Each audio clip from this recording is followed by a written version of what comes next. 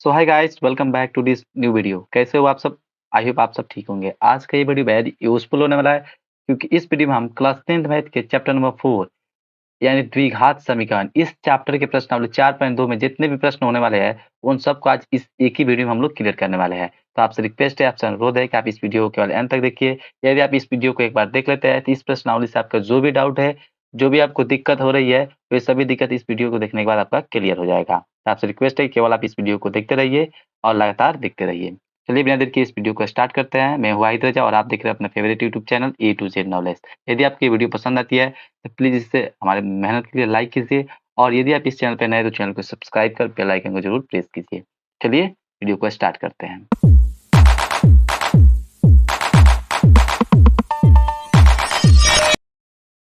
तो देखिए, यहाँ पर सबसे पहला प्रश्न यानी प्रश्नावली 4.2 का प्रश्न नंबर 1 कह रहा है, गुणनखंड विधि से निम्न द्विघात समीकरणों का मूल ज्ञात कीजिए। ठीक है, तो हमको क्या करना है, कुछ द्विघात समीकरण दिए गए हैं, उसको उसका हम क्या करना है, मूल ज्ञात करना है, यानी एक्स का मान निकालना है, और कंडीशन क्या दिया गया है, तो गुणनखंड विधि का प्रयोग करना है। ठीक है, तो आइए देखते हैं गुणनखंड विधि से कैसे मूल ज्ञात किया जाता है। तो यहाँ पर हमारा एक प्रश्न कुछ इस प्रकार से है, दिया गया x square minus 3x minus 10 equal to 0। ठीक है, इसका हमें गुणनखंड विधि का प्रयोग कर एक्स का मान निकालना है। सबसे पहले हम आंसर लिखेंगे और जो दिया है उसको लिख लेंगे। ठीक है, क्योंकि मैं बार बार कहता हूँ, इसको आप ऐसा ढंग से बनाइए कि आपको 2 नंबर का प्रश्न तो पूरा 2 में 2 नंबर मिले। ठीक है, इस प्रकार से लिख कर आप बनाते हैं तो चेक करने वाला भी कहता है कि बहुत ही अच्छे से बनाया गया है। तो यहाँ सबसे पहले हम दिया है और जो हमको दे रहा है उसको लिख लिए। ठीक है, अब गुणनखंड विधि में करना क्या होता है, इससे एक्स स्क्वायर के गुणांक में इस अचर पद से गुणा कराइए, तो 10 में x से गुणा हुआ तो 10 हुआ। अब इस 3x को कुछ इस प्रकार से हमें तोड़ना होता है कि गुणा कराइए तो 10 आ जाए, और जोड़िए घटाइए तो कितना आ जाए, माइनस 3x हो जाए। अब इसको मैं डिटेल में यदि बताने चलूँ तो ये बहुत लंबा वीडियो हो जाएगा, इसलिए मैं केवल बताऊंगा। यदि आप इसके डिटेल वाला वीडियो देखना चाहते हैं, यानी गुणनखंड कैसे किया जाता है किसी भी समीकरण का, तो इसके लिए हमने अलग से वीडियो बना रखा है, आप जाके प्लेलिस्ट चेक करके देख सकते हैं। चलिए इसमें हम लोग जानते हैं, यहाँ पे क्या किया हमने, एक्स स्क्वायर के एक्स स्क्वायर, इस 3x को कुछ इस प्रकार से तोड़े। देखिए 5x माइनस 5x में प्लस 2x में, अब 2x में से आप 5x घटाइए तो कितना आएगा, माइनस 3x हो जाएगा, सिंपल है। और 5 दूनी कितना हो जाएगा, 10 हो जाएगा, और माइनस 10 इक्वल टू 0, सिंपल। अब इसमें करना क्या होता है, हमें जो देखिए प्लस के इधर वाला 2 पार्ट बन रहा है, प्लस के इधर भी 2 पार्ट बन रहा है, तो इन दोनों में से हमें देखना पड़ेगा कि मैक्सिमम क्या हम लोग कॉमन ले सकते हैं। तो इन दोनों में से हम अधिकतर क्या x कॉमन ले सकते हैं, तो वही कॉमन लेंगे। इसमें हम x कॉमन लिए तो इसमें केवल x बचा, और माइनस इसमें x ले लिए तो इसमें 5 बचा। अब जो ही देखेंगे यहाँ पर जो कोष्ट में आ रहा है हमारा x माइनस 5, अब इन दोनों में से हमें कुछ इस प्रकार से कॉमन लेना होता है कि यही वाला चीज फिर आ जाए। तो हम क्या इसमें से कॉमन ले, इन दोनों में से यदि हम 2 कॉमन ले लेते हैं, इसमें भी x बचा, इसमें माइनस 5 बचा, यानी दोनों सेम हो गया कि नहीं। ध्यान रखना चाहिए कि गुणनखंड में हमेशा जो यहाँ पे आएगा वही चीज यहाँ पे आएगा। ठीक है, क्योंकि अब अगले स्टेप हम क्या करेंगे, देखिए प्लस की इधर भी एक्स माइनस 5 है, प्लस की इधर भी एक्स माइनस 5 है, तो यही हम एक्स माइनस 5 कॉमन ले रहे हैं। तो जब इसमें से हम एक्स माइनस 5 कॉमन लेंगे, इसमें केवल हमारा एक्स बचा, और इसमें से जब एक्स माइनस 5 लेते इसमें प्लस 2 बचा इक्वल टू 0, सिंपल। अब देखिए ये दोनों चूंकि 0 के इक्वल है, यहाँ पे दिख रहा है, और दोनों गुना में है, तो सीधा बात है कि ये भी 0 के बराबर होगा और ये भी 0 के बराबर होगा। यदि हम इतने वाले पार्ट को 0 के बराबर करते हैं तो ये -5 इधर आके +5 हो जाएगा, और यदि इतने वाले पार्ट को हम लोग 0 के बराबर करते हैं तो ये +2 इधर आके -2 हो जाएगा। तो फाइनली एक्स बराबर हमारा कितना मिला, 5 और -2। तो गुणनखंड विधि का प्रयोग कर इस तरह हम लोग मूल ज्ञात करते हैं। देखिए अब हमने मूल क्या ज्ञात किया, 5 और -2। आशा करता हूँ आई होप आपको ये समझ में आया होगा, और बहुत ही अच्छे तरीके से समझ में आया होगा। यदि पसंद आ रहा है तो प्लीज इसे लाइक कीजिए और अपने दोस्तों में भी इसे शेयर करें, ताकि वो भी इस वीडियो को देखकर अपना फायदा उठा सके। चलिए चलते हैं इसके नेक्स्ट में। तो नेक्स्ट में हमारा कुछ इस प्रकार से प्रश्न दिया गया है। तो नंबर प्रश्न दे रहा है 2x square plus x minus 6 equal to 0। ठीक है, तो इसके लिए पहले हम क्या लिखेंगे, दिया है, तो जो दिया है उसको लिख लेंगे। तो हमको कुछ इस प्रकार से ये इक्वेशन दिया गया, तो इसको उतार लिया है। अब हम क्या करेंगे, हम इसका फिर गुणनखंड करें। देखिए ये हुआ 6 दूनी 12, तो अब इस x को 4 में 3 में तोड़ लेंगे, यानी कहने का मतलब है 2x स्क्वायर, और x को देखिए हम लोग क्या तोड़ा है, प्लस 4x में माइनस 3x में, 4x से 3x का ये तो प्लस x बच गया, और 4 में 3 से 12 किया, जो इसना के गुणनफल के बराबर आया, सिंपल, माइनस 6 इक्वल टू 0। ठीक है, अब इस 2 देखिए यहाँ पर 4x है और यहाँ पर 2x स्क्वायर है, तो इन दोनों में से हमें मैक्सिमम कितना कॉमन ले सकते हैं। इन दोनों में से देखिए इसमें 2 भी है और x भी है, इसमें भी 2 है और x है, यानी 2x कॉमन ले सकते हैं। तो यदि हम इसमें से 2x कॉमन ले लिए तो इसमें केवल x बचा, और इसमें से 2x ले लिए तो इसमें केवल 2 बचा है, सिंपल। अब देखिए यहाँ पे x प्लस 2 आया है क्वेश्चन में, तो इन दोनों में से हम क्या कॉमन ले लें कि इधर भी x प्लस 2 बचे, इसमें से माइनस 3 कॉमन ले लेते हैं, तो कितना इसमें x है प्लस 2 बचे इक्वल टू 0, सिंपल। अब देखिए इस माइनस के इधर देखिए और माइनस के इधर देखिए, इधर भी x प्लस 2 है, इधर भी x प्लस 2 है, तो x प्लस 2 ही आप कॉमन ले लीजिए। तो x प्लस 2 जब हम कॉमन लेंगे तो इसमें कितना 2x केवल बच गया, और इसमें से x प्लस 2 ले तो इसमें -3 बच गया इक्वल टू 0। ये दोनों गुना में है और 0 के इक्वल है, तो इतना भी 0 के इक्वल, इतना भी 0 के इक्वल, सिंपल। यदि इतना को हम 0 के इक्वल करें तो ये +2 आके इधर -2 हो जाएगा, सिंपल। और यदि इतना को हम लोग 0 के इक्वल करें तो ये -3 आके इधर +3 हो जाएगा और ये गुना में 2 है, बाकी बटा में 2 हो जाएगा। यानी एक तरफ हमें 2 मान मिला, क्या? एक तो -2 और एक कितना? 3 और बटे 2, ठीक है? तो गुणनखंड विधि की सहायता से हमने दोनों में कभी मूल ज्ञात किया, क्या? -2 और 3/2, ये वही इसका राइट आंसर। चलिए चलते हैं इसके नेक्स्ट में। तो नेक्स्ट में हमें दिया है कुछ इस प्रकार से। अब यहाँ पर रूट वाला आ गया तो बहुत बच्चे इसमें घबरा जाते हैं कि रूट वाला आ गया कैसे करें? कोई बात नहीं, हम रूट वाला है तो रूट की तरह करेंगे। यहाँ पर देखिए गया √2x² + 7x + 5√2 = 0, ठीक है? इसके लिए हम आंसर देखेंगे, दिया है। अब दिया है जो उसको उतार लेते हैं। यहाँ पे ये इक्वेशन दिया गया, हम उतार लिया है। अब हमें क्या करना है? गुणनखंड में क्या करना होता है? अभी हमने बताया कि जो x² का गुणांक होता है और जो अचर पद है उसमें पहले गुणा करा के देखेंगे कितना आ रहा है। तो देखिए इस √2 में 5√2 से गुणा करें कितना आ जाएगा? 10 आ जाएगा। तो इस 7 को हम किस प्रकार से तोड़े कि गुणा करने पर 10 आए और जोड़ने घटाने पर 7x आए, जिसको हम 5x + 2x में तोड़ लेते हैं। यानी कहने का मतलब इस तरह 2x² plus 2x plus 5x। अब देखिए यहाँ पर 5 में 2 से गुणा तो 10 हो जाएगा, जो इसके गुणनफल के बराबर हो जाएगा, और 5 और 2 जोड़िए तो 7 हो जाएगा, जो बीच वाला आ जाएगा। सिंपल, यही तो गुणनखंड का रूल होता है, यही करना होता है। और उसके बाद जो 5 + √2 = 0, इतना छोड़ दिए। अब इसमें से देखिए, आप ध्यान से देखिए, तो इसमें इन दोनों में से हम मैक्सिमम कितना कॉमन ले सकते हैं? तो देखिए इसमें भी √2 है, x है, और आप ध्यान से देखेंगे तो इसमें भी √2 है। कैसे √2 होगा? इससे 2 को आप 2 जगह तोड़ लीजिए, √2 गुने √2, 2 को हम लिख सकते हैं √2 गुने √2, इसमें भी √2 है, तो इसमें से √2 और x कॉमन लिया जा सकता है, यानी √2x पूरा कॉमन होगा। जैसे √2x जब कॉमन लेंगे तो इसमें तो केवल x बच गया, और इसमें से अभी हमने बताया कि 2 को लिख सकते हैं √2 गुने √2, तो एक √2 और x तो ले लिए हम, तो इसमें केवल एक √2 बच गया, सिंपल, ठीक है?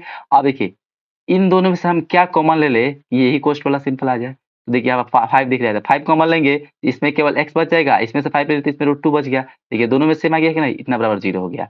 तो इतना आ गया, तो अब हम देख सकते हैं कि इस प्लस के इधर और प्लस के इधर भी x + √2 है और इधर भी x + √2 है। तो हम क्या करेंगे? x + √2 ही कॉमन लेंगे आप। तो x + आप √2 कॉमन लेंगे, इसमें √2x पूरा बचा यहाँ पर, और इसमें से जब इतना ले लिया तो कितना? +5 बचा = 0। ये चूंकि ये दोनों क्या है? 0 के इक्वल है और गुणा में है, तो इतना भी 0 के इक्वल और इतना भी 0 के इक्वल। इसको यदि हम 0 के इक्वल करें तो ये प्लस में √2 इधर आके माइनस में √2, सिंपल। और इसको यदि 0 के इक्वल करें तो ये प्लस इधर आके -5 हो जाएगा, और ये गुणा में √2 है, इधर आके भागा में √2 हो जाएगा। यानी x का हमें 2 मान मिला है, क्या? -√2 कॉमा -5/√2।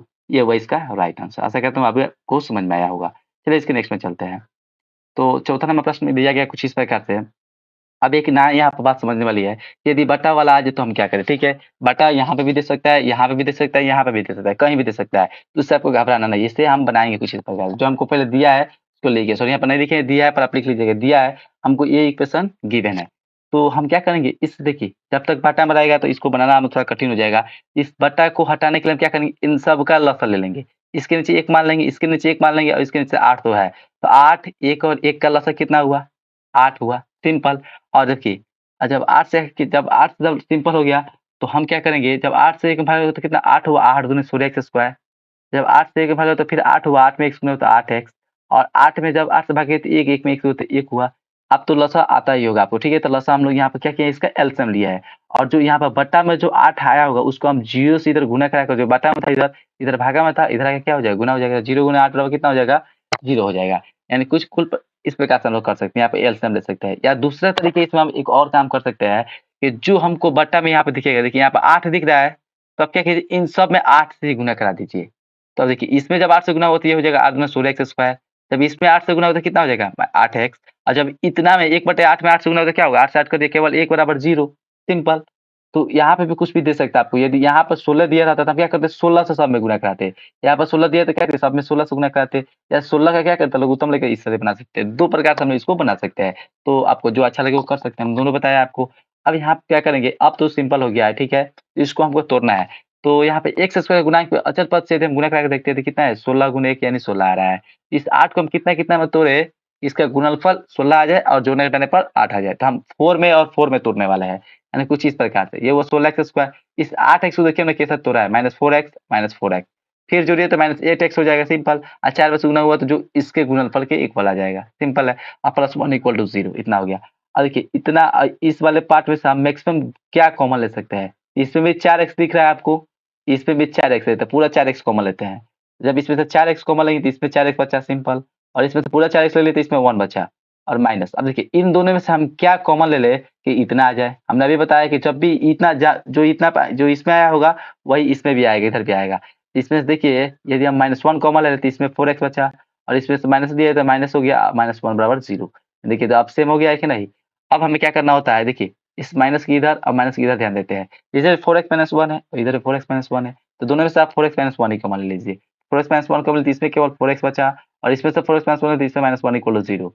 अभी हमने बताया कि दोनों गुना में है और 0 की इक्वल है, तो इतना भी 0 के इक्वल होगा, इतना भी 0 के इक्वल होगा, सिंपल। और दोनों सेम है तो x का मान एक जैसा आएगा। तो यदि इसको हम 0 के इक्वल करते हैं तो यहाँ पर x बराबर क्या हो जाएगा, ये -1 आके इधर +1 हो जाएगा और ये गुना में 4 आएगा, भागा में 4 हो जाएगा। और ये भी उसी तरह है तो 1/4 इसका भी आंसर आएगा। यानी x का फाइनल मान कितना हुआ, 1/4 इसके लिए और 1/4 इसके लिए, यानी x का 2 मान मिला जो गुणनखंड विधि से इस प्रकार हमने ज्ञात किया। आशा करता हूँ आपको समझ में ज़रूर आया होगा। चलिए देखते हैं इसके नेक्स्ट में। तो नेक्स्ट हमारा आता है कुछ इस प्रकार से, ठीक है। एक का यह लास्ट प्रश्न है, लिखा गया है 100x² - 20x + 1 = 0, ठीक है। इसके लिए हम आंसर लिखेंगे सबसे पहले, ठीक है। यहाँ पर देख लेंगे इसको क्या है, 100x² - 20x + 1 = 0 इतना दिया गया है हमको, ठीक है। यहाँ पर लिखते हैं हम दिया है, जो अभी नहीं लिखे आप लिख दीजिएगा, ठीक है। दिया है लिख कर तब इसको लिखिएगा तो अच्छा रहेगा। अब यहाँ पे देखते हैं हम इसके गुणांक से x² के गुणांक में अचर पद से गुणा करे थे। 1 में जब 100 से गुणा हुआ तो कितना 100 हुआ। तो हमें ध्यान यहाँ देना होता है कि इस 20 को हम कैसे तोड़े कि गुणा करने पे 100 आए और जोड़ने करने पे 20 आ जाए। इसको हम 10-10 में तोड़ने वाले हैं। तो देखिए यहाँ पे करते हैं। ये वो 100x², इस 20 से इसको लिखे -10x -10x, फिर जोड़िए तो -20x और गुणा कराइए तो जो इसके गुणनफल के बराबर हो जाएगा, 10 दाएँ के साइड, ठीक है, सिंपल है। और +1 पहले से था तो इसको इक्वल टू 0 हो गया इतना। अब यहाँ पे देखिए इसे 10x 100x² में से क्या कॉमन ले सकते हैं? तो मैक्सिमम कॉमन कितना ले, इसमें से 10x इसमें भी दिख रहा है और इसमें भी 10x दिख रहा है, तो पूरा 10x कॉमन लेते हैं। जब 10x कॉमन लेते हैं इसमें 10x बचा और इसमें से 10 ले लिए तो -1, सिंपल। अब इसमें से हम देखिए इन दोनों में से क्या कॉमन ले लें कि इतना ही आ जाए, यही गुणनखंड का रूल है। तो इसमें से हम केवल -1 कॉमन लेते हैं तो इसमें 10x बचा प्लस -1 = 0, सिंपल। तो यहाँ पर क्या करते हैं, देखिए इस माइनस की इधर और इस माइनस की इधर देखिए, इधर भी 10x - 1 है, इधर भी 10x - 1 है। ये 10x - 1 ही कॉमन ले लेते हैं, सिंपल। तो जब इसमें से इतना पूरा ले लिए तो इसमें केवल 10x बच गया और इसमें से पूरा ले लिए तो कितना -1 = 0, सिंपल। चूँकि दोनों 0 के इक्वल है और दोनों गुना में दिखाई दे रहा है आपको, ये दोनों यहाँ पे गुना, इसके बीच में क्या गुना का संबंध है। तो गुना का संबंध यानी दोनों 0 के बराबर होगा, इतना भी 0 के बराबर होगा और इतना भी 0 के बराबर होगा। यदि हम इतना को 0 के बराबर लेकर चले तो x बराबर हमारा क्या निकलेगा, ये -1 आकर इधर +1 और 10 गुना में इधर आके भागा यानी 1/10 हो गया। सिंपल वही काम तो इसमें भी करें क्योंकि ये भी सेम है। तो ये भी 1 कितना हो जाएगा, 10 हो जाएगा। यानी x का मान हमें 2 मिला, कितना 1/10 और 1/10, ये हुआ इसका राइट आंसर। तो इस प्रकार हमने प्रश्नावली 4.2 का 1 में 5 प्रश्न थे जिनको गुणनखंड विधि से बोला गया था बनाने के लिए। तो गुणनखंड विधि का प्रयोग कर हमने इस प्रकार इसको बनाया है। आई होप आपको ये सभी प्रश्न समझ में आया होगा, पसंद भी आया होगा। चलिए चलते इसके अब आगे देखते हैं क्या लिखा गया है। आगे हमारा 2 नंबर प्रश्न दिया गया है, उदाहरण 1 में दी गई समस्याओं को हल कीजिए, ठीक है? तो ये काम यदि हम करें, तो बताइए वीडियो कितना लंबा हो जाएगा। तो उदाहरण बता रहा है, तो उदाहरण तो आप करें, तो इसीलिए हमने लिखा है इस प्रश्न का उत्तर छात्र स्वयं करें। यानी जो व्यक्ति इसका वीडियो देख रहे हैं, आप लोग जितने भी हैं और आप लोग जितने भी हमारे इस वीडियो को देख रहे हैं, वो क्या कीजिए, अभी आप ये जो अभी वीडियो बीतेगा यानी यह जो प्रश्न यानी प्रश्नावली इसका हम वीडियो में बनाया है, यह वीडियो ये खत्म होगा, तो क्या कीजिएगा, आप जाइएगा बुक को खोलिएगा, जो एनसीईआरटी का बुक उसको खोलिएगा और उसमें देखिएगा प्रश्नावली 2 पॉइंट पहले के जो उदाहरण 1 है, उसपे देखिएगा कौन-कौन प्रश्न है और जो उसमें कुछ समीकरण दिया गया है, उस समीकरण को क्या कीजिएगा, अपने हाथ से स्वयं बनाने का प्रयास कीजिएगा क्योंकि सब चीज़ यदि हम ही बता देंगे, तो आपको कुछ करना ही नहीं पड़ेगा और यदि आप अपने से नहीं जब तक कीजिएगा, तब तक कुछ भी नहीं होगा, ठीक है? इसलिए कहा गया है practice makes a man perfect, practice आप करते रहिए। तो इसलिए हमने बोला है उदाहरण 1 में जितने भी प्रश्न है, उसका उत्तर आप खुद कीजिए, ठीक है? तो इस प्रश्न का उत्तर छात्र स्वयं करेंगे, आपको ध्यान रहना चाहिए। चलिए अब इसके नेक्स्ट में चलते हैं। तो नेक्स्ट हमारा इस प्रकार से आएगा कुछ।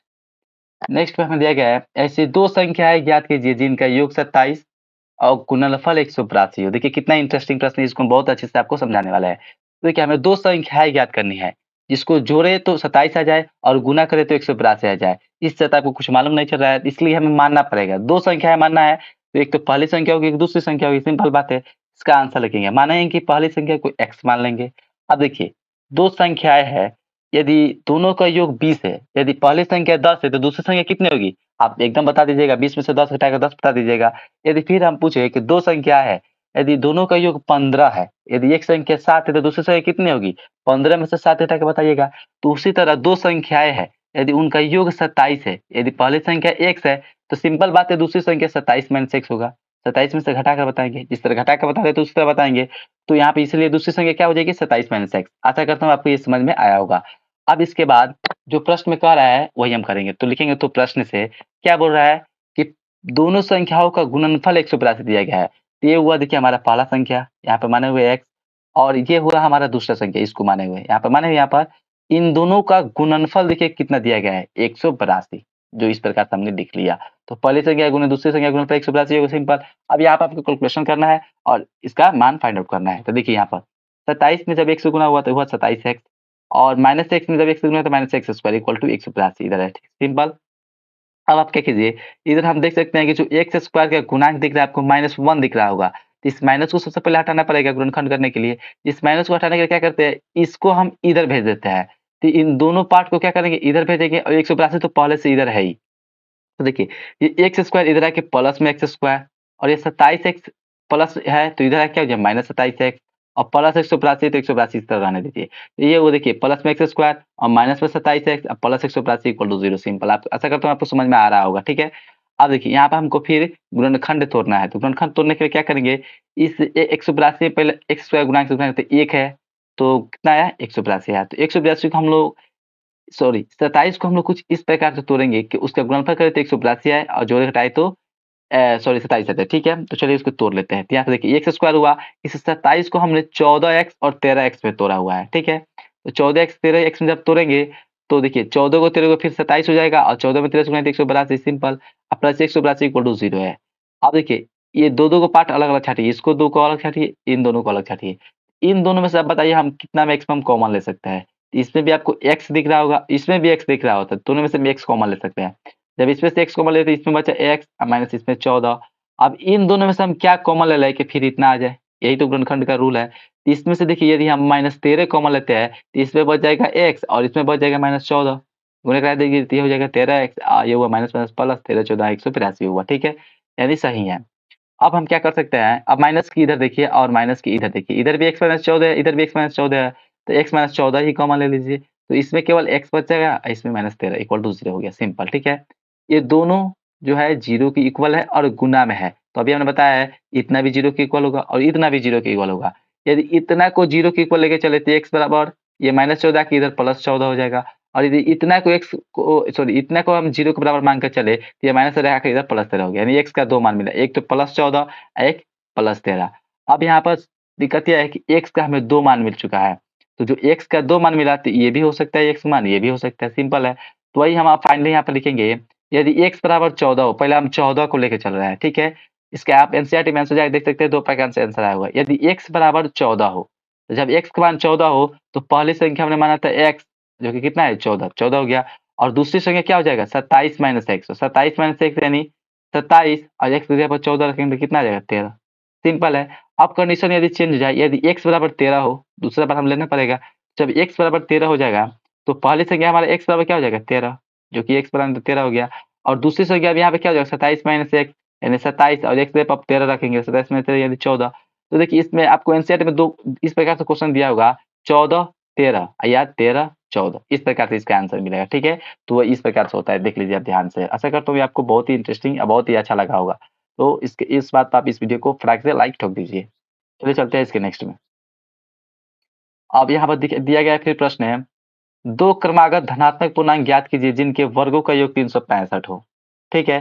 तो हमें 2 पूर्णांक ज्ञात करना है, ठीक है? और उनका वर्गों का योग कितना हो जाए 365 हो जाए। तो 2 क्रमागत वो भी क्या है धनात्मक दिया गया है, तो धनात्मक पूर्णांक है और 2 है, तो इसमें एक पहला धनात्मक पूर्णांक होगा, एक दूसरा धनात्मक पूर्णांक होगा, ठीक है? तो इसके लिए हम मानेंगे, माना कि पहला धनात्मक पूर्णांक हो गया x। अब आप बताइए धनात्मक पूर्णांक कहाँ से चालू होता है? धनात्मक पूर्णांक जो है 1 से चालू होता है, +1 +2 +3 +4 इस प्रकार से होता है। तो मान लीजिए पहला धनात्मक पूर्णांक 1 है, तो दूसरा पूर्णांक क्या होता है 2 होता है। 2 कैसे मिला हमें? 1 में 1 जोड़े तो हमें 2 प्राप्त हुआ। अब मान लीजिए दूसरा पूर्णांक 2 है, तो तीसरा हमें कैसे मिलेगा? जब 2 में 1 जोड़ेंगे तब 3 मिलेगा। यानी कहने का मतलब पीछे वाले में 1 जोड़ रहा है तो आगे वाला मिल रहा है। तो मान लीजिए पहला धनात्मक पूर्णांक हमने x माना है, तो दूसरा धनात्मक क्या हो जाएगा? इसमें 1 जोड़ना पड़ेगा। तो वही हम लिखे हैं, तथा दूसरा धनात्मक पूर्णांक क्या हो जाएगा, x + 1 हो जाएगा। आशा करता हूँ ये भी आपको बात समझ में आई होगी। अब हम इस पे प्रश्न लागू करेंगे। तो प्रश्न से क्या बोल रहा है, 2 क्रमागत धनात्मक पूर्णांक ज्ञात कीजिए जिनके वर्गों का योग 365 है। यानी इन दोनों के वर्ग को करना है सबसे पहले, उसके बाद इसको जोड़ेंगे तो कितना आएगा 365। यानी इसका वर्ग प्लस दूसरे पूर्णांक का वर्ग का योगफल कितना दिया गया है, 365। ठीक है, सिंपल सा कैलकुलेशन है। अब इसको हम कैलकुलेशन करना है, तो यहाँ पर तो एक्स स्क्वायर के एक्स स्क्वायर हो जाएगा, और यहाँ पे x + 1 का होल स्क्वायर कर रहा है तो उसको तोड़े जाते, ये हुआ a स्क्वायर यानी x स्क्वायर प्लस 2ab यानी 2x प्लस 1 के स्क्वायर 1 बराबर 365।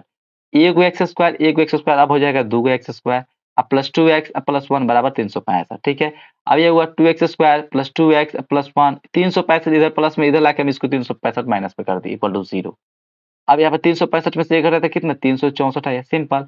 अब देखिए हम ध्यान से देखिए तो इन तीनों में से हम 2 कॉमन ले सकते हैं, तो 2 कॉमन लीजिए तो इसमें एक्स स्क्वायर केवल बचा, इसमें केवल x बचा और इसका आधा हो गया 182 इक्वल टू 0। ये 2 इधर गुना में है, इधर भाग लगकर 0 हो गया, तो ये हुआ x square plus x minus 182 बराबर 0। अब यहाँ पे हम लोग इसका हम लोग क्या करें, गुणनखंड कर रहे थे। कैसे गुणनखंड किया है, इस x को देखिए हमने 14x और 13x में तोड़ा हुआ है, ये हुआ एक्स स्क्वायर, इस x को तोड़ लिए plus 14x minus 13x minus 180। ठीक है, अब यहाँ पर समझते हैं। यहाँ पे हम देखें तो देखिए इन दोनों में से हम x कितना कॉमन ले सकते हैं, तो x कॉमन ले सकते हैं। तो x कॉमन लिए तो इसमें बच गया हमारा x, और इसमें कितना बच गया, इसमें से x ले लिए तो 14 बच गया। अब इन दोनों में से हम क्या कॉमन ले लें कि x + 14 आ जाए कोष्ठ में, इसमें से हम 13 कॉमन लेते हैं तो इसमें आ गया x, और इसमें कितना हमारा मिल गया प्लस 14, जो कि यहाँ पे हमने लिखा हुआ है, यहाँ पे देखिए लिखे हैं। अब देखिए इस माइनस की इधर देखिए, ये माइनस की इधर, इधर भी x + 14 है, इधर भी x + 14 है। तो आप क्या कीजिए, दोनों में से x + 14 ही कॉमन ले लीजिए।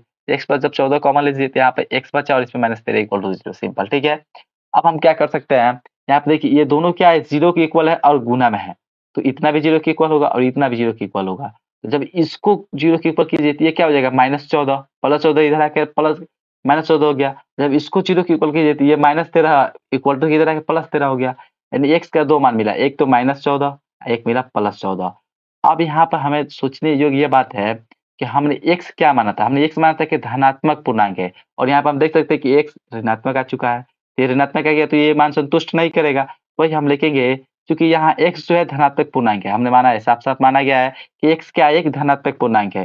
तो x जब धनात्मक तो इसमें ऋणात्मक आएगा नहीं, इसलिए x क्या होगा, -14 के इक्वल नहीं होगा। तो x क्या हो जाएगा, जो प्लस वाला आया है 13, सिंपल। अब हम लिखेंगे, अतः पहला पूर्णांक हमें क्या माना था, x, जो कितना है 13, और दूसरा पूर्णांक हमें क्या मानते हैं, x + 1, तो 1 की जगह पर 13 + 1 यानी 14। तो फाइनली हमारा कितना आया, 13 और 14 इज द राइट आंसर। आशा करता हूँ ये भी आपको बहुत ही अच्छे से समझ में आया होगा। चलिए चलते हैं इसके नेक्स्ट में। नेक्स्ट में यहाँ हमारा कुछ इस प्रकार से दे दिया गया है, समकोण त्रिभुज से संबंधित यह प्रश्न है। पूछा गया है, एक समकोण त्रिभुज की ऊंचाई इसके आधार से 7 सेंटीमीटर कम है। यदि कर्ण 13 सेंटीमीटर का हो तो अन्य दो भुजाएं ज्ञात करिए। यानी अन्य दो भुजाएं का मतलब हुआ, समकोण त्रिभुज में क्या-क्या हमको देखने को मिलता है, एक तो लंब होता है और एक आधार होता है और एक कर्ण होता है। तो कर्ण तो हमको दिया है और अन्य दो भुजाएं कह रहा है ज्ञात करनी, यानी लंब और आधार ज्ञात करना है। तो उसके लिए हमें कंडीशन दे दिया गया है कि जो इसका आधार है, सॉरी जो इसका ऊंचाई जो है इसके आधार से 7 सेंटीमीटर कम है। तो आइए इसे हम एक चित्र के माध्यम से समझते हैं। इसका आंसर लिखेंगे, आंसर लिखने से पहले इसे चित्र बनाइए। ये हुआ हमारा एक समकोण त्रिभुज, आपको दिख रहा होगा। इसको हम कुछ नाम देते हैं, इसका ए, इसको हम बी और इस वाले शीर्ष को हम लोग सी दे देते हैं, ठीक है? ये हमारा समकोण त्रिभुज एबीसी बन के तैयार है, ठीक है? अब हमें देखिए कह रहा है, अब आप पढ़ते हैं प्रश्न, एक समकोण त्रिभुज की ऊंचाई इसके आधार से 7 सेंटीमीटर कम है। तो सबसे पहले हमें आधार मालूम चलना चाहिए। आधार जो होगा उससे 7 सेंटीमीटर कम कर देंगे तो इसका ऊंचाई निकल जाएगा। तो हमें तो आधार तो मालूम है नहीं, तो हम क्या करते हैं, आधार को ही कुछ मान लेते हैं। तो हम मान लेते हैं जो हमारा, देखिए इस समकोण त्रिभुज यही आधार है, इसको आधार को हम लोग 1 सेंटीमीटर मान लेते हैं। तो 1 सेंटीमीटर यदि आधार है तो ऊंचाई क्या बोल रहा है, इसके आधार से 7 सेंटीमीटर कम है। तो जब ये है 1 सेंटीमीटर, इसका ऊंचाई कितना हो जाएगा, इससे 7 सेंटीमीटर का, यानी x - 7 सेंटीमीटर। सिंपल, इसका ऊंचाई x - 7 हो गया प्रश्न के अनुसार। और कर्ण तो हमें कितना फाइंड आउट है, कर्ण तो हमको 13 सेंटीमीटर दिया ही है। अभी हमने यहाँ पर पूरा कुछ ज्ञात कर लिया, जितना काम हमने किया उसको अब यहाँ पर लिखने वाला है। तब हम आंसर लिखेंगे और मानेंगे। सबसे पहले हमने समकोण त्रिभुज एक बनाया, तो इसको लिखिए, माना समकोण त्रिभुज एबीसी में, इस समकोण त्रिभुज एबीसी में हम लोग मान रहे हैं, क्या मान रहे हैं, कि जो हमारा आधार बीसी है क्या है, 1 सेंटीमीटर माना है कि आधार बीसी कितना है, 1 सेंटीमीटर है। तो इसीलिए हमारा ऊंचाई क्या हो गया है, यदि आधार बीसी है तो प्रश्न के अनुसार कह रहा है कि आधार से 7 सेंटीमीटर कम है हमारा ऊंचाई। तो ऊंचाई क्या हो जाएगा, ऊंचाई यही ना, ए बी है। तो ए बी कितना है, 1 - 7 सेंटीमीटर हो गया, सिंपल। अब हम समकोण त्रिभुज से देखिए, जब भी समकोण त्रिभुज बनता है तो एक बात आपको याद होना चाहिए, पाइथागोरस प्रमेय के बारे में आपको आना चाहिए। पाइथागोरस प्रमेय क्या कहता है कि किसी भी समकोण त्रिभुज के सबसे बड़ी भुजा का वर्ग उसके दो छोटी भुजाओं के वर्गों के योग के बराबर होता है। यानी AB का स्क्वायर प्लस BC का स्क्वायर कीजिए तो जो किसके बराबर होगा, AC के वर्ग के बराबर होगा। ये पाइथागोरस जी ने कहा था, तो वही हम लागू करेंगे। अब समकोण त्रिभुज ABC में क्या होगा, AB का स्क्वायर अब प्लस BC का स्क्वायर किसके बराबर होगा, AC के स्क्वायर। ये एक फॉर्मूला होता है, बहुत ही इंटरेस्टिंग है, बहुत ही यूजफुल फॉर्मूला है। तो यहाँ पे क्या करेंगे, आप वही मान हम रखने वाले। AB के स्क्वायर बोल रहा है तो AB का मान देखिए कितना, x माइनस 7, तो हम लिखेंगे x माइनस 7 का स्क्वायर। अब प्लस BC का स्क्वायर बोल रहा है तो BC कितना x, तो x का स्क्वायर इक्वल टू AC का स्क्वायर बोल रहे थे, AC तो हमको मालूम है कितना है 13, तो 13 का स्क्वायर। सिंपल, यहाँ पे हमको क्या करना है, कैलकुलेशन करना है, तो कैलकुलेशन कराइए। ये हुआ a माइनस बी का होल स्क्वायर जो कि इतना आया x square minus 14x plus 49, इसको तोड़िए तो आप इतना आ जाएगा। और ये हुआ प्लस में एक्स स्क्वायर का एक्स स्क्वायर, 13 का स्क्वायर कितना होता है 169, तो 169 लिखे हैं। अब देखिए यहाँ पर ए गो एक्स स्क्वायर प्लस में और ए गो एक्स स्क्वायर प्लस में, ये हुआ 2 गो एक्स स्क्वायर, तो 2x स्क्वायर हो गया, माइनस में 14x हो गया, प्लस में 49 हो गया, और 169 ये प्लस में था, इक्वल साइन की इधर आके माइनस में 169 हो गया, इक्वल टू 0 हो गया। अब यहाँ पे आप क्या करेंगे, 2x स्क्वायर कितना ही रहने देंगे, इसको भी इतना ही रहने देंगे, इसमें से इसको घटाएंगे, जब 49 में से 169 घटाएंगे तो कितना आएगा, 120 आ जाएगा। तो इतना आ गया है। अब फिर हम ध्यान से देखें, तो इसमें से भी, इसमें से और इसमें से, इन तीनों पार्ट में से हम 2 कॉमन आराम से ले सकते हैं, तो 2 कॉमन लीजिए। इसमें केवल एक्स स्क्वायर बचा और इसमें 7x, इसका आधा हो गया 60, ठीक है, इक्वल टू 0। ये 2 जो है इधर गुना में है, इधर आकर भागा लाकर 0 हो गया। तो हमारा केवल कितना बच गया, x square minus 7x minus 60 equal to 0, ठीक है। यहाँ से हमें क्या करना है, गुणनखंड कर x का मान निकालना है। तो हम गुणनखंड कराते हैं, ठीक है। तो इस 7 को हम लोग कुछ तोड़ने वाला है इस प्रकार से, 12 और 5 में तोड़ेंगे। जब 12 में से 5 तो 7 हो जाएगा, 12 पे 7 जो इसके गुणनफल के इक्वल बराबर हो जाएगा, ठीक है। तो ये हुआ x square minus 12x plus 5x minus 60 equal to 0 हो गया, ठीक है। इन दोनों में से अब क्या करेंगे, देखिए इन दोनों में से मैक्सिमम क्या कॉमन हो रहा है, x कॉमन हो रहा है, तो x कॉमन लीजिए, तो इसमें x और इसमें माइनस 12 बचा। इन दोनों में से हम क्या कॉमन ले ले कि x माइनस 12 बच जाए, तो इसमें से 5 कॉमन ले लेते हैं, तो x माइनस 12 इसमें बच गया, सिंपल। अब देखिए यहाँ पर इस प्लस साइन की इधर देखिए, प्लस साइन की इधर देखिए, इधर भी x माइनस 12, इधर भी x माइनस 12, ये हुआ x माइनस 12, ये कॉमन हो गया, और इसमें केवल x बच गया और इसमें से 5 बच गया, बराबर 0 हो गया, सिंपल।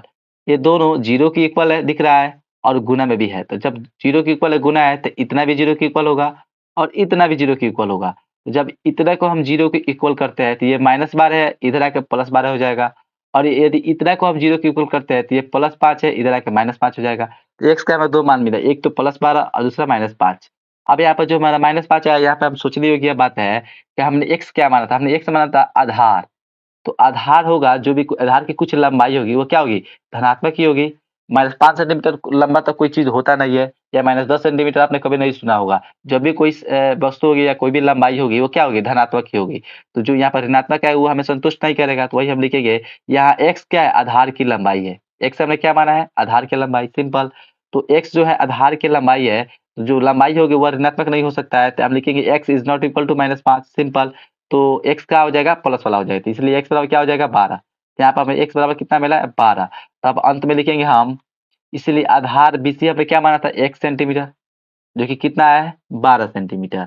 और ऊंचाई हमने माना था कितना, x माइनस 7 सेंटीमीटर, जो कि कितना है, देखिए तो x की जगह पर 12 रखेंगे, माइनस 7 बराबर सेंटीमीटर, 12 में से 7 गया तो सॉरी यहाँ पर 5 होना चाहिए, जो कि बहुत ही बड़ा मिस्टेक हो गया है। यहाँ पर हम लोग इसको सुधारने का प्रयास करते हैं, चलिए यहाँ पर हम लोग सुधार लेते हैं। यहाँ पे इसको हम ले लिए हैं और यहाँ से पेन को उठाते हैं, तो यहाँ से इसको हम 5 बनाने का प्रयास करते हैं, ठीक है। ठीक है, ये हुआ हमारा 5।